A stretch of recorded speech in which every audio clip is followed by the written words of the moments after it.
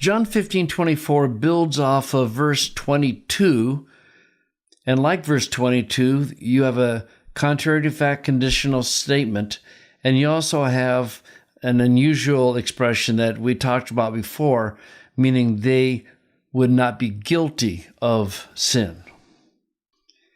E ta erga me epoiesa in autois ha udes alas epoiesin hamartian uk echosen nunde kai heorakasin kai memisekasin kai eme kai tan patera mu.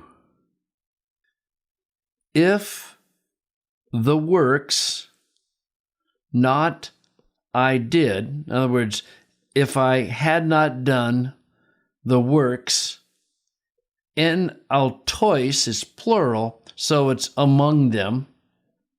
And then you have a relative clause, and the ending is where the punctuation is, which no one other, in other words, no other person did, they would not be guilty of sin. Check out verse 22 for why I translate it that way. They would not be having sin. But now, and now you get kai, and then you get two sets of them actually, inside the clause, which tells you the correlatives. Both they have seen the perfect of horao, right? And they have hated. Now here's the second set.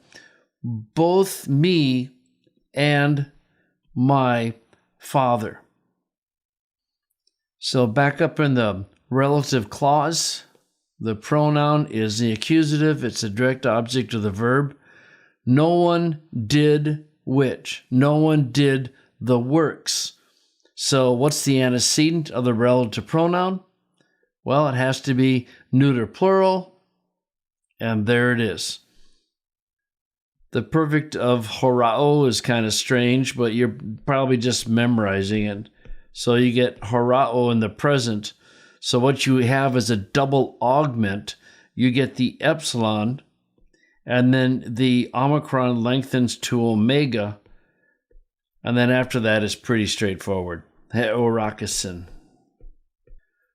Phrasing is helpful in this sentence. So you have the if clause of your conditional statement, if the works which I did among them.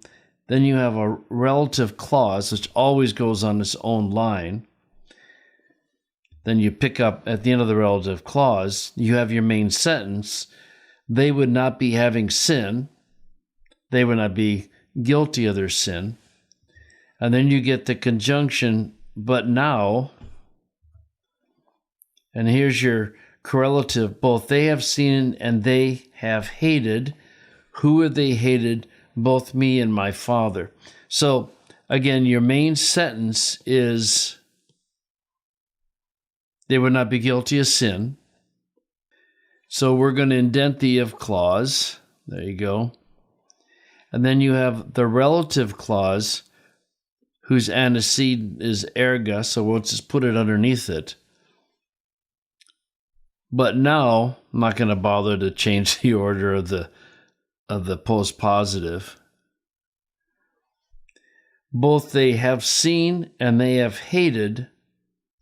Who have they hated? Both me and my Father. Now, you could set up heorakasin and memisekasin as parallel to each other if you wanted to. It would work fine. Same with the bottom. Again, on phrasing, it's always this question of, would it help? And if it would help, then certainly do it.